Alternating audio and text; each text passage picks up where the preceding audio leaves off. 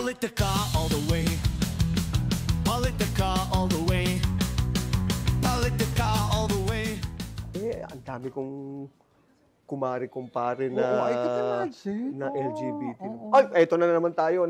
Nahuli na naman ako nakikipagkwentuhan sa aking guest. Luzon, Visayas, and Mindanao, and those watching all over the world. Ito po ang Politica All the Way. Ako po si Jojo A., your host. And for some reason, naging rainbow-like yung aming studio. Napakanda. All the vibrant colors are here simply because of our guest.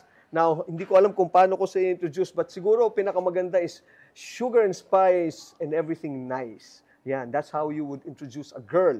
But a girl lalo like our guest now is even more sugary and spicier, di ba? Because sugar, sweet siya, pagkakailangan, but spicy when it comes to work, especially congressional work, no?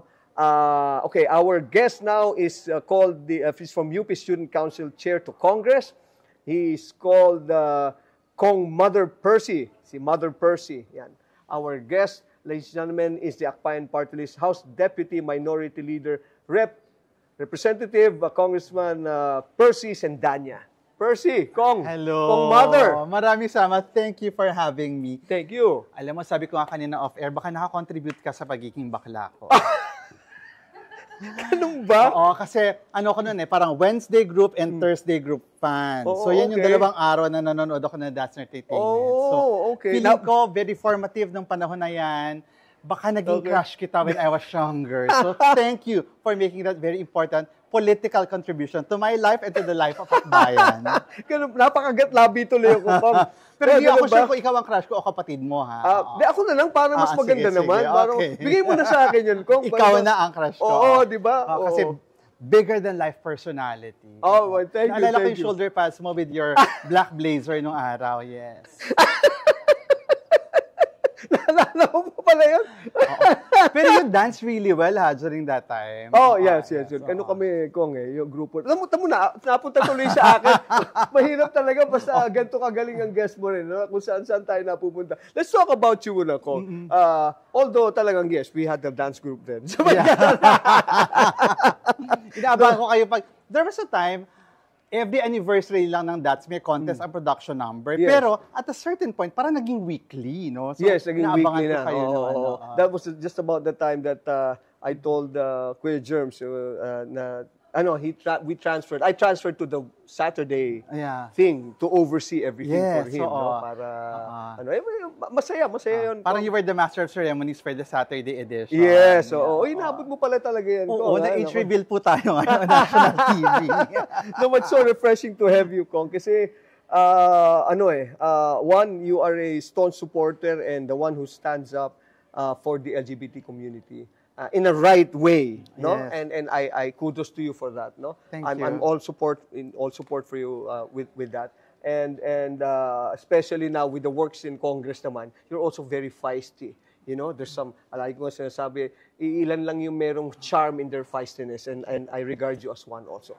Yang Kong, Coming from you, ha? Oo. Thank you. Mother Percy, ayan, di ba? oo. Kong Mother. Di ba? Ang isa kong nakakatuwa na ngayon is talagang nagte-trending is sinabi mong naloka ka.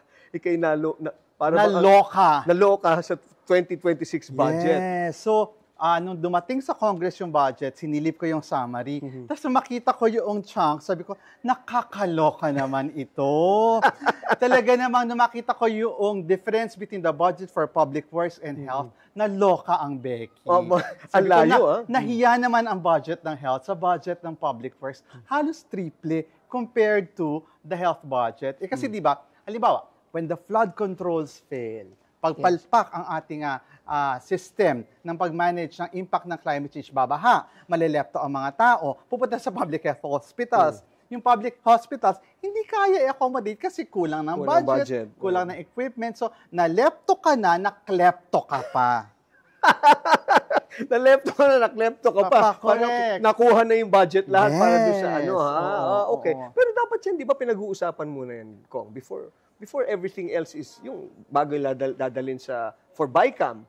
Ano yan? Paano, how do you do it? Kaya nga, itong opportunity natin, meron tayong opportunity ngayon sa lower house kasi tayo ang may first touch doon sa budget, bubusisiin natin. Kasi sa totoo lang, maraming bills na dumadaan sa Kongreso. Pero para sa isang legislator, yung isa sa kundi man pinaka-importanting bill every year is the budget. Budget, right. So, kinakailangan talaga fine-tooth comb, tingnan natin, nasaan talaga yung kinakailangan ayusin sa budget. Kasi di ba, the government can speak of priorities, pero sa totoo lang, ang pinaka-concrete expression of an administration's set of priorities ay yung budget. Kasi di ba, pag di mo nilagyan ng pera, hindi mo priority, kahit sabi mo priority mo. Para lang yan sa mga anak, di ba? Sabi mo, priority natin na makapag-aral kayo, pero pinang-inom mo yung budget. So, hindi mo priority yung pag-aaral ng anak, di ba? Tama. Kumbaga, puro all talk and wala namang Yes. puro salita lang. Correct.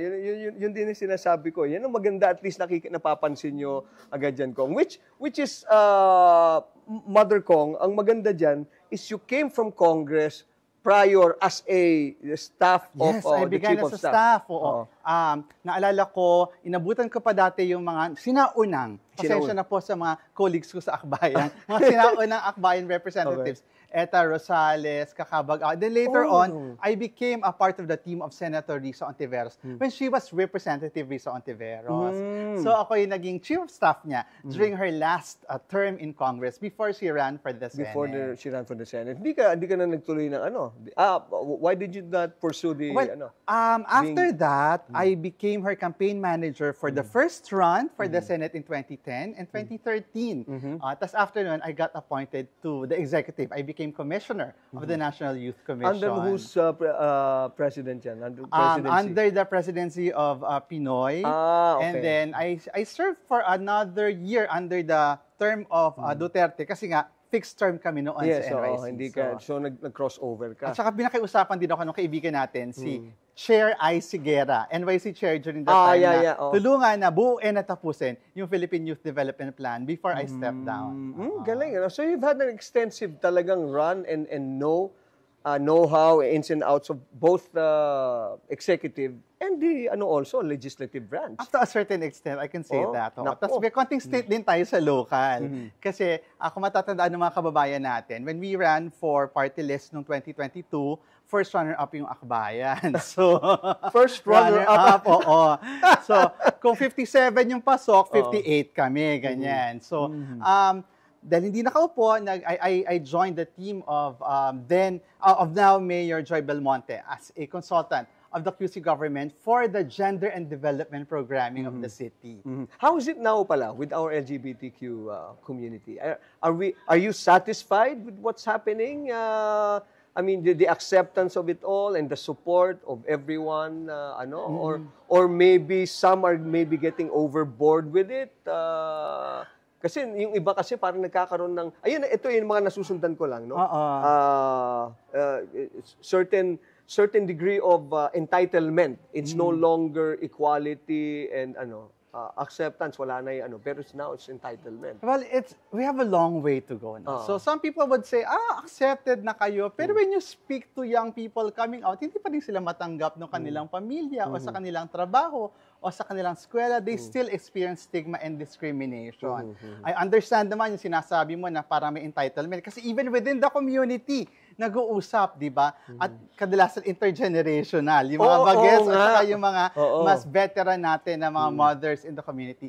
We have a long way to go in terms of acceptance and equality, and we have a long way to go in terms of raising the consciousness of members of the community. Right. Kasi di ba, hindi naman limited lang sa, halimbawa, sa mga heterosexual people, yung pagiging narrow-minded, not-accepting. Kahit naman sa community namin, pwede rin may ganun eh. So sa dulo, trabahuhin natin na maging mas mapagtanggap tayo sa isa't isa. Actually, tama yan, Mother Kong, it is what is more important is what you bring to the table, no? If it's love, it's respect, and it's public service in your case, and then that's the one that's so embraceable to anyone regardless of gender. Ang nakakalungkot lang at times kasi, Jojo, people tend to forget na regardless of who you are, ano man ay yung sexual orientation or gender identity, you deserve to be loved and respected. Loved and respected. Yeah, I agree with that. In fact, Kasi minsan may mga nagsabi, in fact, ako, I have so many friends, no? Not just, kumpare/kumare ko pa. Buo, di ba? So, yun lang naman ang aking Some people, well, in the community, sometimes they go overboard with it. Yeah. Para bang, and tama ka, medyo siguro yung mga mas kabataan, mas na sila na no, medyo pushy na, but they should really pull back a little bit. Ako naman, para sa akin, open the lines of dialogue, of communication. Not just to people outside of the community, but even groups within the community. Kasi syempre, iba-iba tayo na lived experience. Iba-iba yung hugot kong baga. Sabay, tama ka naman dyan, no? Tama. Yan ang gusto ko sir. Alam mo, Mother, yung mga masarap na kwentuhan yung may hugot. Kasi some people, especially in government, sila naman they've all been boxed in with certain yung limitations when it comes to the real happenings dun sa grassroots. So hindi nila nalalaman, hindi katulad tayo, miski alam natin yung mga nangyayari dun sa labas, di ba? Correct, lalo na I'm a Becky who hails from Cruz Naligas, Quezon City. Talaga? So, second district ba yan? Kay Bong Sutay. Okay. So, ang pinanggalingan ko, kasi mula nung college, after ko mag-dorm sa UP, parang, siyempre, medyo mahigpit ang curfew sa dorm. So, naghanap ako nung college, naghanap tayo na medyo mas liberal ba na living arrangement. So, ang pinuntahan ko, natinirahan ko, yung sa Barangay Cruz Naligas, yung urban poor community sa gilid ng UP campus. At hanggang ngayon, nandun pa rin ang bakla. Na-in love na ako sa Cruz Naligas. So, yun sinasabi mo na grassroots, yan yung aking measure. Really, yung conversation sa mga kapitbahay. Lalo na pag mapapagupit ako sa aking paboritong barberong si Junior. Talaga. Siya pa rin ang barbero mo. Siya pa din. Ang ganda. Ayan, diba? Maganda, ha? Pero hindi siya nagkukulay. Yung nagkukulay yung kinakapatid ko naman. Na paradista. So, yun yung lagi kong gauge. Parang, kaya nga, ramdam ko yung change ngayon doon sa political atmosphere. Kasi dati, parang sinasabi ng mga kapitbahay ko, napapanood ko namin sa TV, nagrarally ka. Ganyan. Pero ngayon, pagkausap ko sila, sinasabi nila na parang, they shared the same frustration na meron tayo. So sabi ko, so, mukhang na itatawid natin kahit paano yung mensahe sa ating mga kababayan. Hindi, you're very efficient with it, Mother, no? Kasi, I watch you every so often, not really, actually, hindi pa knowingly, unwittingly, biglang pumapasok yung, kasi nagte-trending ka. lang to?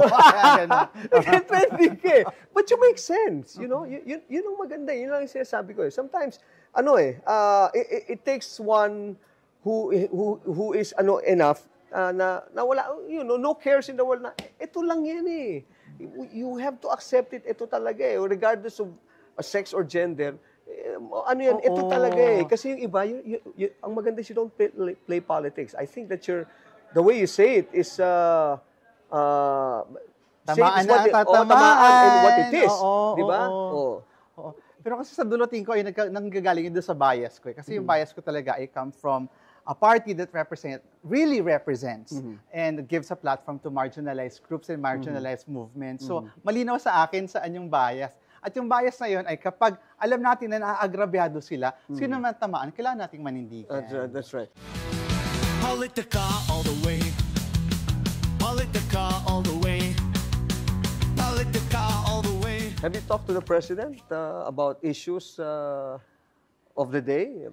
Never had the opportunity. Never had the opportunity. But are you good with him? Are you... Well, given the chance, there are some very important issues that I would like to raise. For example, I would like to ask him, Mr. President, naipasa na namin last term sa Congress ang 200 peso wage increase. Bakit hindi mo pa sinuportahan? Hindi mo sinertify as urgent? So, that would be one question I would ask him and would like to discuss with him.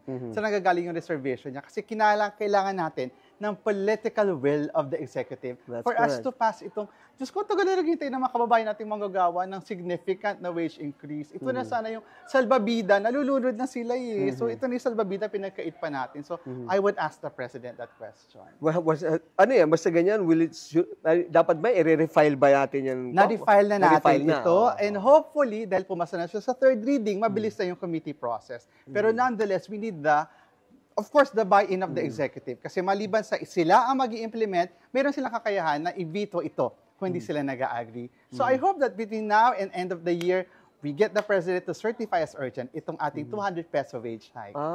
Yun ang importante. Kasi nakita ko lang I always mention, na regardless of past, no? Yes. So, I think the president is a very inclusive president. Baka lang, kailangan lang ng yung ganun lang, di ba? And the likes of you, Kong Mother, pwede mo maski magkita siguro kayo sa Mr. President, basta ganun, baka matuwa pa yun, you know? Dahil, ito nga, si Sen Aimee, si Manang, kita mo, very close din yan sa LGBT community, di ba? Have you had a chance to talk to her? Never had a chance. Di ba? Never had a chance. Magkakasundo kayo niyan. Oo. Hindi pa tayo sure. Ganun ba? Ganun ba? Pero kung papamiliin mo ko, who I would want to have coffee after the show, baka yung ranking, baka yung presidente, baka yung kapatid would be siguro second or third.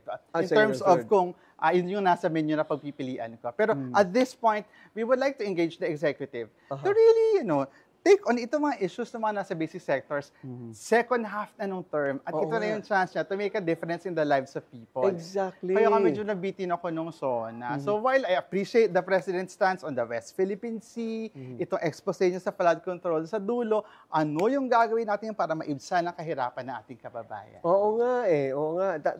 I agree with you on that, no? It's the last 2 minutes, ika nga, no? This is the time for the last hurrah. Kaya na dapat, Pero yung mga ganyan kong, ano ba yan?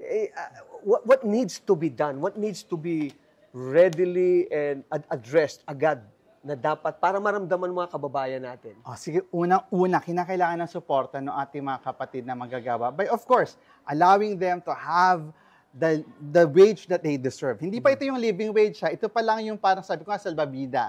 Parang bridge yung gap ng mapakababang sweldo sa taas ng presyo ng bilihan. That's first. Sa pangalawa, kinakailangan taga natin ng konkretong suporta para sa agricultural sector. We are an agricultural country and yet the poorest of the poor are in rural areas. Bakit? Napapabayaan kasi talaga. Tapos ako tingin ko yung pangatlong pinakamahalaga, kinakailangan talaga natin paghandaan yung epekto ng climate change sa ating buhay.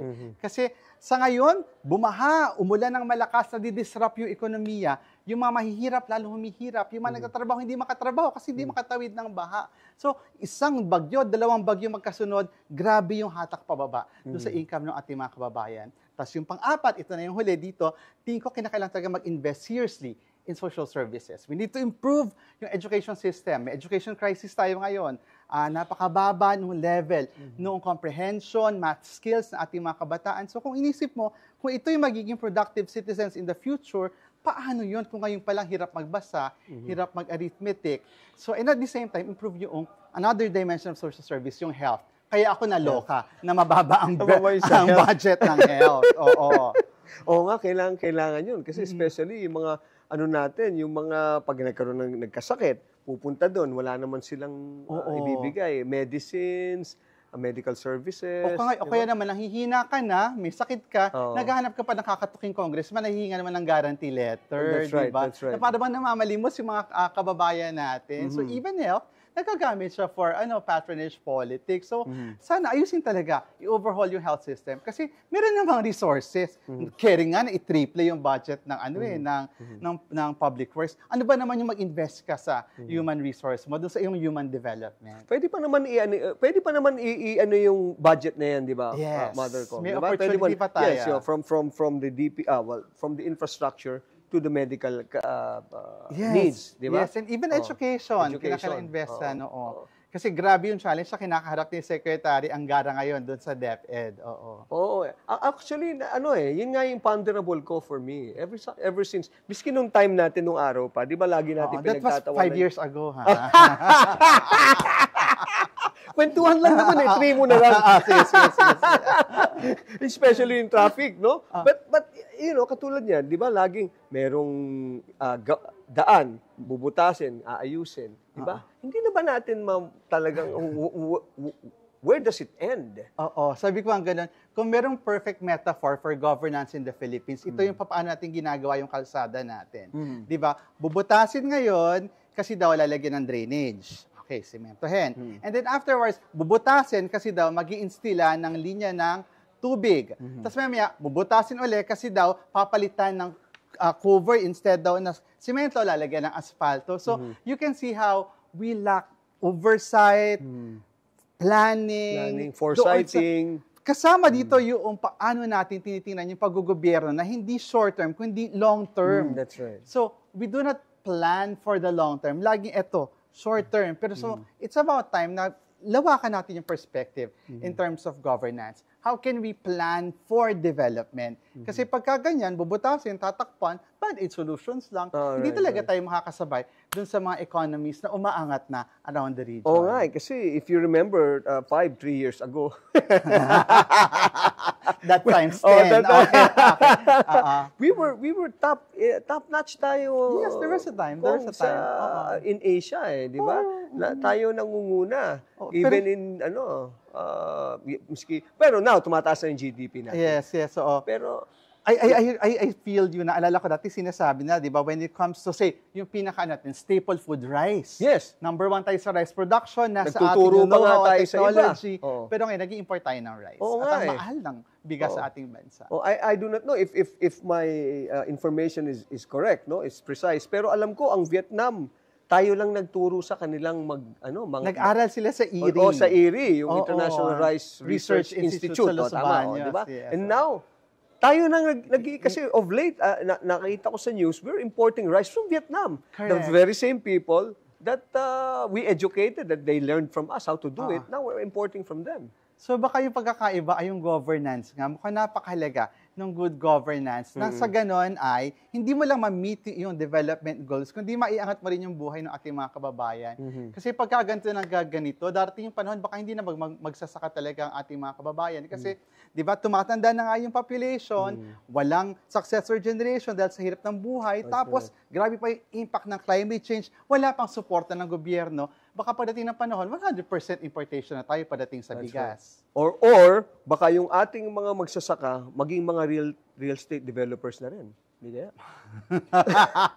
I feel you, ha? Ramdam ko yan. Oo. Kasi baka ending, baka sa paso na lang sila magtatanim ng palay, hindi naman diba? pwede kasi naging subdivision na yung kanilang mga palayan. Yes, diba? Parang gano'n na lang mangyayari. Pinapahamak mo ako. Hindi na, nabasa, alam mo naman ako, mother, puro lang ako, puro basa-basa lang, dumadaan lang sa akin. Pero yun, pero alarming talaga ito yung aging population na ating mga farmers. Politica all the way. Politica all the way. Politica all the way. Yung away ngayon ni Vice at nitong mga, what's happening, or well, not away, but the situation that Vice now is because of yung kanyang statement, di ba? What's your take on this? Well, alam mo, of all people, you should know that laughter is the best medicine, but it's also the most effective wake-up call. Okay. Diba? Okay. Kapag we speak truth to power at napagtatawanan na natin siya, noon yung panahon na talagang tusok na tusok, pasok na pasok, dahil nauunawaan ng lahat. So pag tumawa na yung buong Araneta at yung mga tumitingin sa mga cellphone nila no sa joke, ibig sabihin, alam nila yung irony of it all. Naunawaan nila yung issue. So kaya, saludo ako kay Vice for being brave enough to take this on. Alam ko naman na sa dulo gusto ni Vice magpatawa, pero pag yung pagpatawa mo, tulad ng ginagawa mo, may kasamang pagmumulat, yun yung pinakamakapangyarihan na use ng humor at wit. Well, in this case, I agree with you talaga rin. No? Actually, when they ask me about it, sabi ko, a joke is a joke, you know? Yeah. It may elicit laughter or it may elicit analysis. You know? So in this case, I think si Vice, yung pagkakasabi niya, no, it's funny, but may hit kasi. And sometimes you just need to course it through a funny way. Yes. Para lang people may understand it and embrace it more lightly. Lalo na para sa aming mga aktivista, lagi kami sinasabihan, lagi kayong galit. So yung gusto namin gawin, ginawa ni Vice with one joke. Na hindi siya galit. To open people's minds, hindi siya galit. Napatawa niya, pero tumagos. So you're for it, ha? Yes, absolutely, absolutely. When we speak truth to power, we can use humor and creative forms. Hindi siya bago sa kasaysayan ng Pilipinas. Sa lumang panahon ginagamit, yung mga lumang sarswela. Di ba? Para magbigay ng social commentary. Exactly. Ako rin, kaya sabi ko yung ginawa ni Vice na yan, I see no problem with it. It's actually really funny. Because, well, truth to tell, ganun din mga jokes ko sa late night show ko noon before. Correct, correct, diba? yes. Oh, so, kaya lang siguro si Vice kasi talagang, well, Araneta and everything else, and nandun yata yung ibang sensitive na no? Pero still, tama ka doon, Kong Mother, na talagang, nag-hit siya ng nerve, no? Pero wala tayong magagawa. It's a joke, it's a joke, it's a joke. Wala namang problema dapat yan, eh. Kumbaga, laging bato-bato sa langit. Tumawag magalit. It's all in the spirit of fun. I see no problem with it. Yeah, ako din. You know? Kasi ako tingin ko parang yung pinaka-nakakatawang joke kapag malaking bahagi ng joke na yon ay nakabatay sa katotohanan. Oh, So when yes, it's yes, based yes. on reality, I've lived experience of a nation at natawa yung bansa na yun, ibig sabihin, it really hit a nerve and it is a very important tool for self-reflection. Right. Meron ngang lumabas, Kong na of late, lumabas tuloy yung mga joke din ni former President Digong na about the rape victim and Correct, about yung rape ganyan, jokes na paulit-ulit. Oo. Ganyan. So, ang sabi nila, bakit daw pag sila ay nakakatawa, pero pag si Vice, offensive. Di ba? Nakakaloka yung audacity ng double standards, di ba? Pag sila ang magjo-joke, politically incorrect na nga, offensive pa, misogynist pa, carry lang, tumatawa sila. Pero ito, isang joke na ang ugat ay yung pagmamahal sa soberenya ng bansa, natawang taong bayan, galit na galit sila. So siguro dahil totoo. Ganun ba?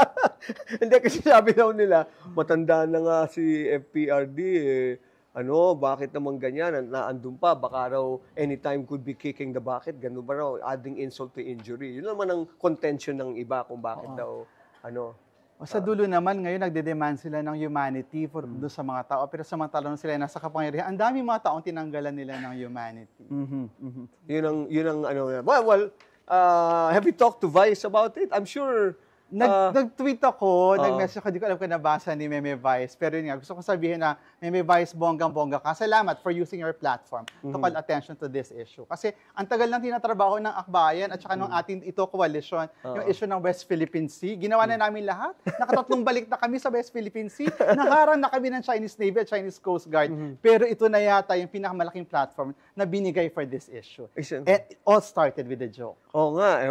A joke that made the whole nation laugh and a joke that made the whole nation reflect. Oo nga, sa atin yung West Philippine Sea. Oo. Then, tsaka, ang nakakatawa nun is, it was meant to be a joke, and yet yung global, in fact, kinuha na ng ibang news agency, I think even abroad, na, I won't be surprised. Parang ganun yata. So, but now, si Vice yata is not attending, I don't know if it's true, hindi raw pumapasok sa Showtime ngayon. Totoo ba yun? Sana hindi, kasi that would be very unfortunate. Hindi siya dapat maapektuhan ng gano'n di ba? Nakakalimutan kasi ng mga tao, yung ginawa ni Vice, actually, that's very brave and courageous. Pwede naman niya hindi gawin yun. I'm sure marami pang ibang jokes na pwedeng gamitin na nakakatawa. Pero by making that very conscious decision to make this important punchline, alam natin na mahaba yung thought process. At bahagi ng thought process na yun, sigurado ko, pagmamahal sa bansa. Yeah. And that's correct. Very apt yung sinabi mo na yun, kung na punchline you know? It's a line that merong punch talaga. And those na nasaktan, sila yung medyo sensitive to it, no? But in the whole, it's for the Filipino, and that's what's happening now. Especially now, ikaw pala na inano ka rin ng Coast Guard, tama ba? Nagpunta ka na ng West Philippine Sea. Yung akbayan nagpunta na ng West Philippine Sea, nakatatlo na, no? So, yung aming presidente, si Rafaela David, ang tawag namin sa kanya ay ang kilabot ng Chinese Navy. Kasi pupunta siya doon at magdadala ng mga goods, relief support sa ating mga mag-iisda at mga sundalo, talaga naman pinagkakaguluhan siya. Pinagkakaguluhan sila. And I'm very happy na may mga kababayan tayo na who are also supporting this cause. Yung last namin, concert at Sea, imagine that. May mga artists who went there. Gusto sana nila mag-perform sa labas ng barko para madinig ng mga mangingisda around. Pero umulan lang, kaya doon lang sila sa deck. Pero sabi kong gano'n, nakakahawa talaga yung tapang. The same way na itong ginagawa ni Vice, nakakahawa talaga ang tapang. Maganda naman yan Parang it also elicits not just laughter but unity Yes. among Yes. everyone, no? Yes. And doing it in form of a joke, which I entirely is for. Hindi siya, kasi lagi ko sinasabi, if you can do it in a very light manner. And yet, yung makuha mo, mahit mo yung iyong gusto, I think that's a success already. Oo. Diba? Saka when you can joke about it, ibig sabihin, Tanggap meron mo kang na. malalim na pangunawa sa issue. At pag natawa yung tao, ibig sabihin, nakikita yung minds. Yes, correct. Etong The Hague ngayon nangyayari, etong kay Presidente Digong with the ICC and all, what's your take on this? Is it properly running? Is it dapat lang na ganyan? Should he stay there? Sa buwan na ito, this August is the death anniversary of Kian de los Santos. Okay. So, at sabi ko nga, parang mahalaga that we keep coming back and going back to that particular point in our history na nakita natin na yung extrajudicial killings really is a crime against not just the families of the victims, not just against the communities, but a crime against humanity talaga. Kasi it attacks the very core of us as being humans. So ito yung sinasabi ko kanina na maraming mga tao na deprive of that humanity. Kaya tingin ko, itong trial na ito na manggaganap sa Hague, ito na yung kinakailangan talaga to deliver that all-important first step para sa katarungan doon sa mga namatayan ng mga tulad ng mga pamilya ni Kian. Yung Kian de los Santos, of course, for those who may have forgotten, Kian is the young teenager na kinuha lang, no? Napadaan nagkataon merong Operation Tukhang, tapos pinatay siya. Tapos napaka-painful nung last few words niya eh. Talagang it struck a very sensitive chord in the heart of Filipinos. Kasi alam ko yung last few lines niya ay, teka lang po, may exam pa ako bukas. So isa itong bata na gustong mag-aral, makagraduate para tumbasan yung efforts ng kanyang magulang na nagpapaaral sa kanya. Where is the case now? Naganap yung sa Caloocan, may ilan na ng mga pulis na nahatulan, pero hanggang ngayon, hindi pa napapanagot kung sino man yung mastermind at yung dahilan kung bakit nangyari itong pagpatay kay Kian at marami pa mga inosente nating kababayan. Refresh my memory nga, Mother, no? Ito bang si former president, were you there during yung pag-attend niya ng ano? You were there, di ba? I was there. Yes. Naalala ko nga. I think I was one of the last, if not the last, na nagtanong sa kanya. Kasi mahaba ang pila na pagtatanong sa kanya sa Quadcom. Parang naupo yata ako sa Quadcom before lunch. Nakapagtanong ako ay mga bandang alas 9 na ng gabi. So walang tayuan yun kasi natatakot ako. Pag tumayo ako, baka mawala ako sa listahan. So andun ako. I was across the room. I was seated almost in front of him. And my question then to him was, naniniwala ba siya na may right to due process ang mga akusado? Of course, ang reference ko doon ay kung sakaling kunin nga siya ng ICC, tingin ba niya may right siya to due process? Ang sabi niya, oo. Yung irony kasi parang siya naniniwala na meron siyang right to due process, pero yung mga libo-libong pinatay nating kababayan were deprived of that due process. Sila ay pinatay na lamang. So it's a classic example of you cannot give what you do not have, no? Yeah. So kumbaga bakit ka bibigyan ng due process na yun ang hinihingi mo and humanity at that and yet it was not given to those who also needed it at that time. Pero nonetheless, ayan, meron siyang ngayon nasa The Hague, meron silang access to due process. Ito nangyaring impeachment. Actually, yes. Due process due naman process ito eh. din yun. So, yung pinagkait nila, they still enjoy it. Kasi basic yan sa rule of law. Like sabi nga ni FPRRD, ni former president, masarap nga daw ang buhay niya doon dahil masarap ang pagkain, malamig, tawag din. Yung kanyang accommodation parang first class. Di ba? So, mahalaga lang natin alalahanin. Pag naiisip natin na sinasabi ng mga tao, nakakaawa naman, matanda na nasa Hague, isipin natin si Kian de los Santos at yung marami pang mga tulad ni Kian. Okay, let's now talk about the impeachment. Para actually ito, hindi ko na kailangan. Let's talk about the impeachment. Okay. Actually, hindi ko na alam kung saan ako magsisimula nito, pero what can you say about VP Sara and the impeachment and the whole? Let's start with that. Yes. Noong December 2, kami yung unang nag-endorse na impeachment complaint. Okay. So there was a group of private citizens who were brave enough to stand up and say, magpa-file kami ng impeachment case kay VP Sara. Nireview namin at nakita namin robust yung kaso. totoong may culpable violation of the Constitution, totoong may pang-aabuso sa kapangyarihan. So we endorsed it. Dumaan siya sa proseso sa House of Representatives. May 3 complaints. And then, dumating yung panahon, merong isa pang complaint at pumirma yung more than 1/3 of the House of Representatives. Okay. Nakarating sa Senado. So, pagdating sa Senado, inupuan, inattempt i-dismiss, nakarating sa, nagkaso sa Korte Suprema, at tapos ngayon ay parang nasa limbo tayo.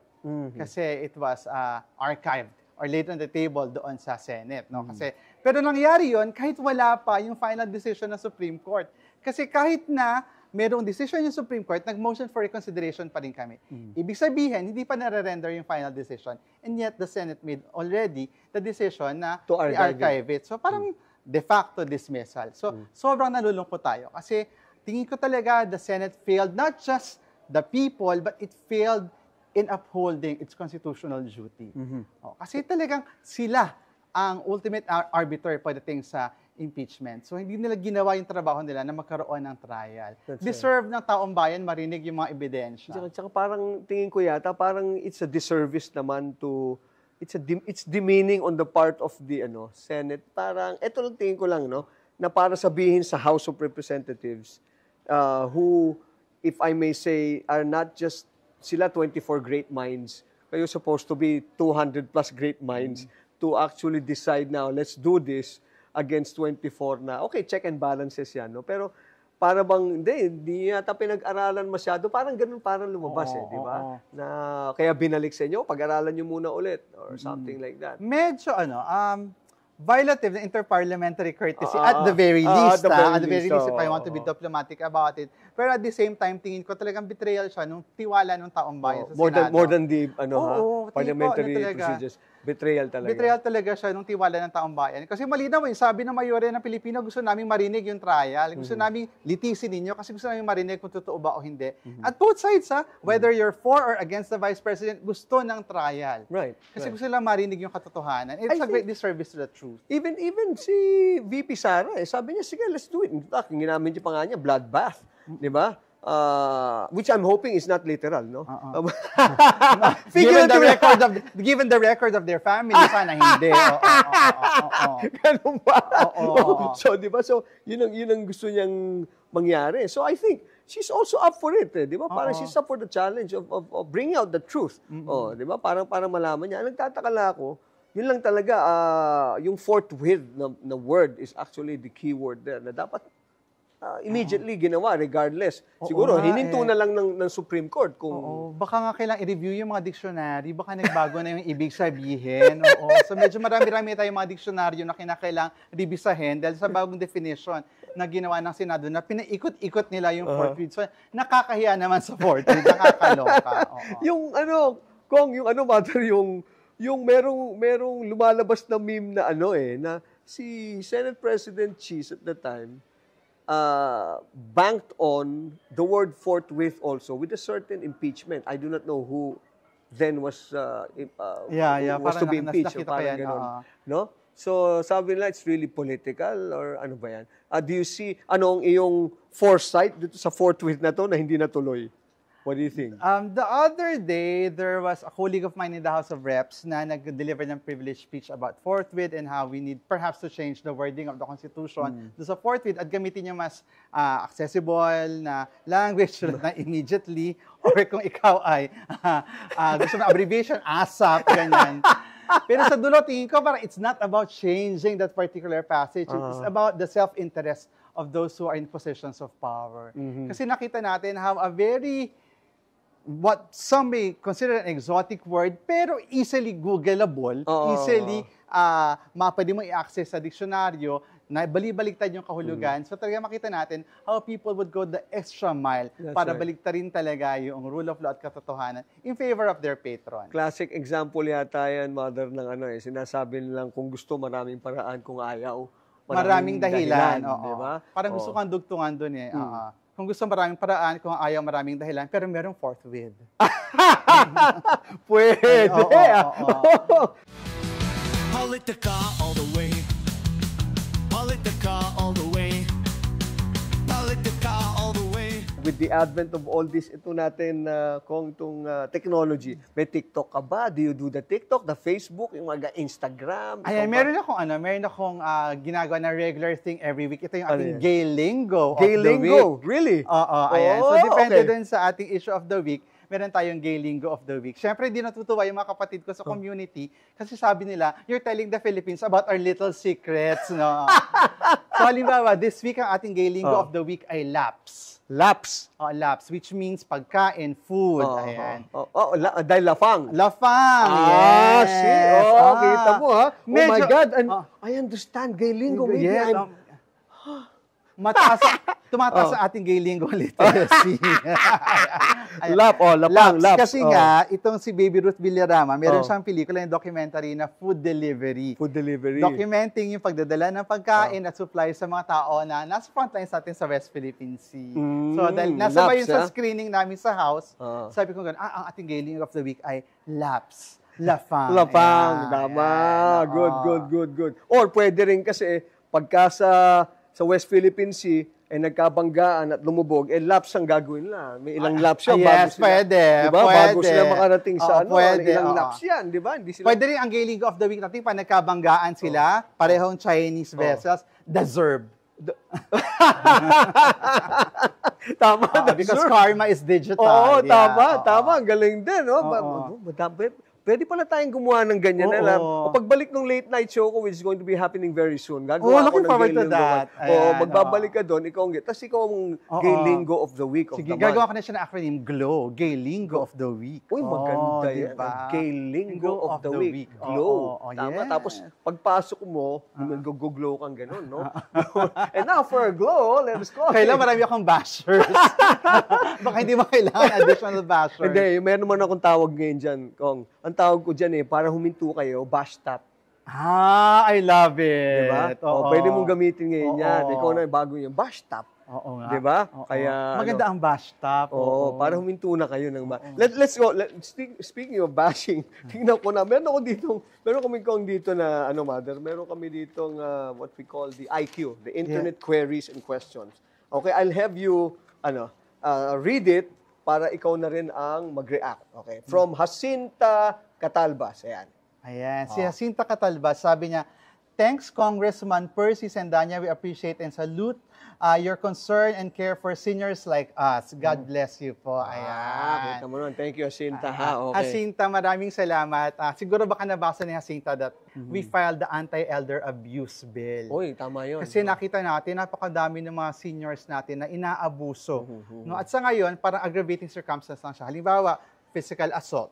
So, aggravating circumstance na ito ay elder, ang ibibigay na parusa, yung maximum for physical assault. Pero, kinakailangan kasi i-treat as specific crime, yung elder abuse. Para na sa ganun, yung punishment mas mataas at saka mas holistic yung approach in terms of kung may need ba for rehabilitation and intervention. So, with anti-elder abuse, yung elder abuse, tulad ng child abuse, tulad ng VAUSI, Violence Against Women and Children. So, yan yung isa sa tinutulak natin this 20th Congress. Sana makasama natin yung iba pa mga seniors tulad ni Jacinta Catalbas na suportahan yung anti-elder abuse Saka law. more than anything else, hindi lang yung, apart from the physical abuse, is the lack of respect for the elderly. Yun ang nakakainis yung babastusin mo, nakakainis na agad yun di ba? Tapos meron pa ngayon, ang unang target madalas ng mga scam, mga elders.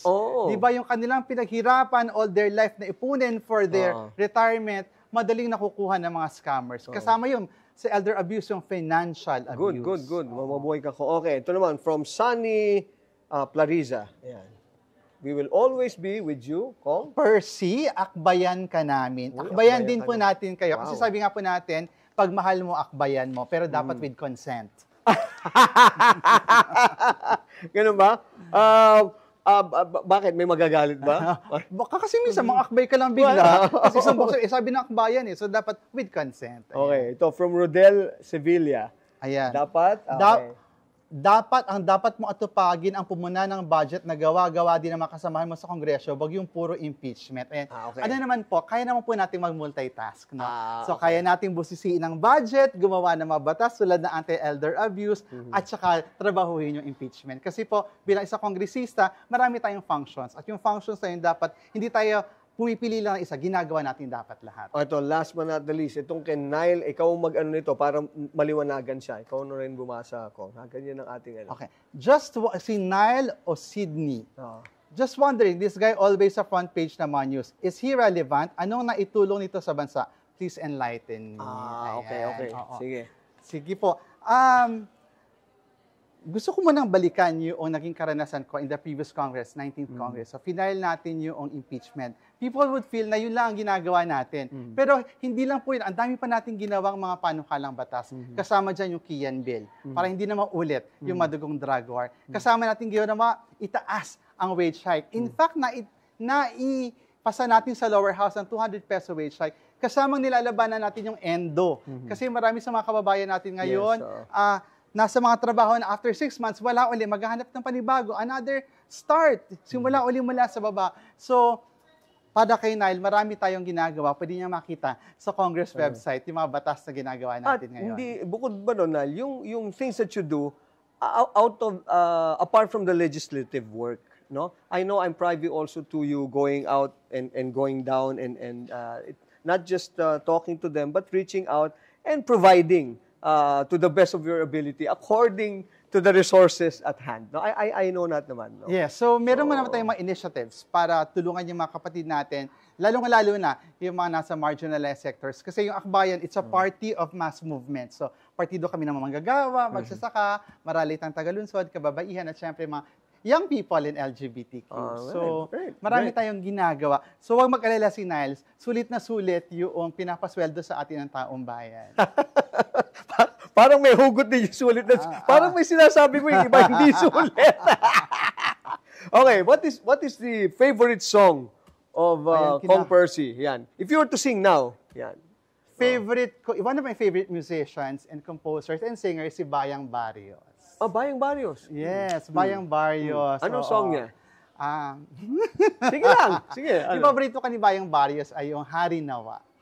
Uy, paano yan? Hari Nawa. How does it go? Di ako nakapag-vocalize. Hindi, okay lang. Okay. Ano nga ulit simula? Kay gararin ang aking buhay, sa hirap man ako nasanay, mananatiling makulay ang buhay ko. Marami na akong naranasan, ako'y umibig at iniwan, ngunit di ako nagkulang sa panalangin ko.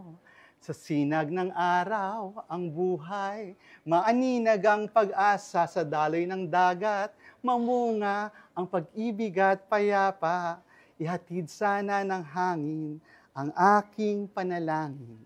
Hari Nawa. Wow, nice, ha?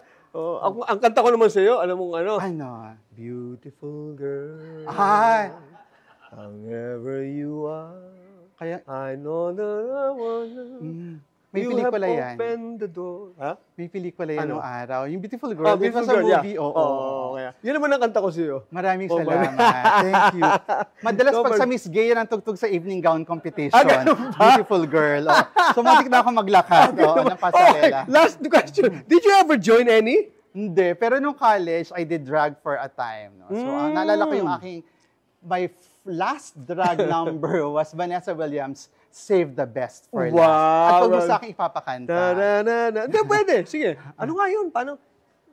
Sometimes the snow comes down in June. Ayan. Sometimes the sun comes down the moon. I see the passion in your eyes. Hindi ko na matandaan yung lyric.